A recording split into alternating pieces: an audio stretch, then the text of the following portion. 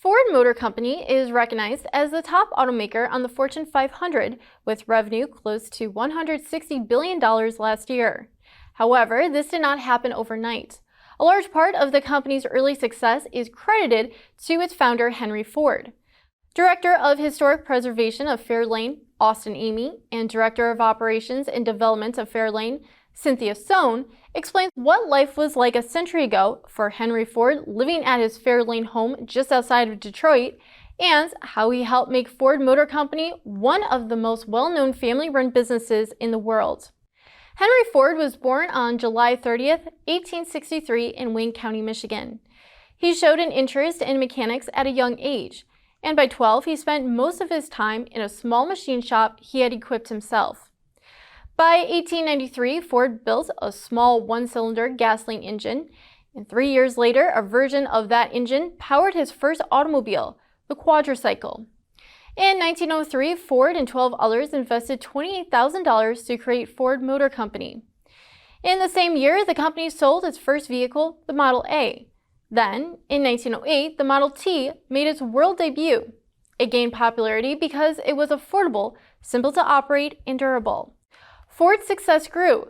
The company pioneered the mass production of the automobile with the Model T. The car that put him on the map, so to speak. He invented the process for producing it, but he had a lot of other things that he was famous for at the time, which we don't think about as much here. One of the things was how he franchised dealerships. He worked with dealers to establish dealerships across the country to sell his Model Ts. Ford is also known for starting the first sustainable wage, as well as the 40-hour work week. In 1914, Ford invested some of his wealth into 1,300 acres of farmland in Dearborn, Michigan, to build his Fairlane estate, where he and his wife, Clara Ford, lived for 30 years.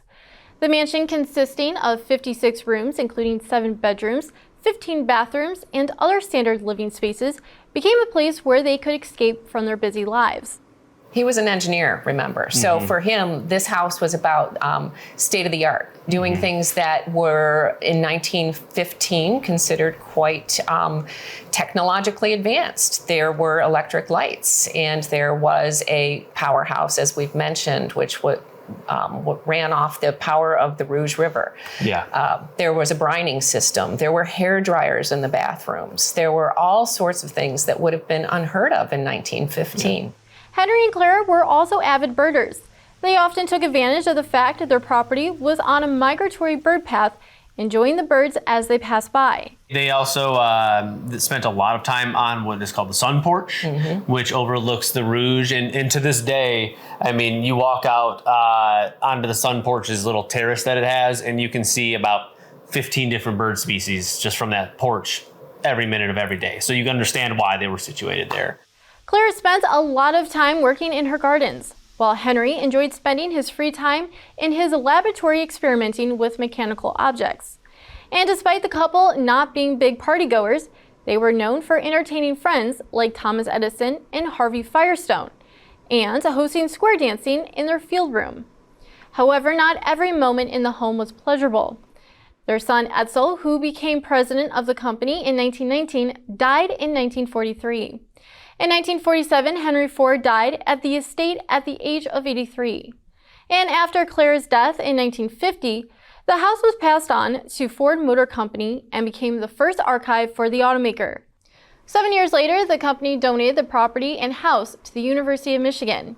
In 2010, a group of people formed a nonprofit for the purpose of restoring the house. And as the renovations continue, Austin and Cynthia say it has become like a second home to them. So I was here for about 3.5 years. I spent a lot of time alone on the back end while Tony was and his family were pursuing other projects. So I fell in love with the staff here. They couldn't get rid of me, and I've sort of just been here ever since. So from there, I started managing the projects, and now I run the Historic Preservation and Conservation Department with my partner, Tamsin Brown. I am a history lover, and for me, it is about the impact of history. And as a former teacher as well, it's about teaching our future generations how impactful Henry Ford was, but also how they can make a difference in the world. So it's an everyday journey for me in learning how I can help open this and present this Fairlane to those generations to share the legacy. Despite the home being closed for restoration, the public is welcome to explore the Fairlane's gardens and grounds for free from 8 a.m. to 6 p.m. 7 days a week. If you are interested in becoming a Fairlane member or want to donate to the home's restoration, visit the website on your screen. Thanks for watching. For breaking news, stay with autonews.com. Have a great day.